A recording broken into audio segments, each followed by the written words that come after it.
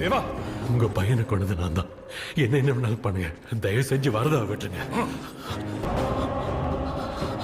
Sir, என்ன அடிங்க கொல்லுங்க, வரதாவை மட்டும் தொடாதீங்க. தேவா, சார், விஷ்ணு இந்த கையால தான் கொன்ன, என்ன கொல்லுங்க,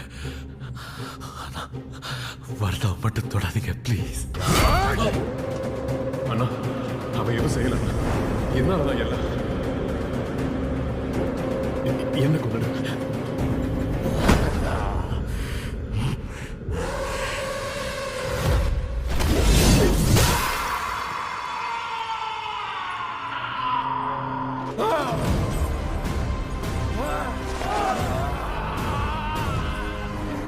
தொடக்கூடாதுன்னு சொன்னலடா, உன்னை யாரும் தொடக்கூடாது.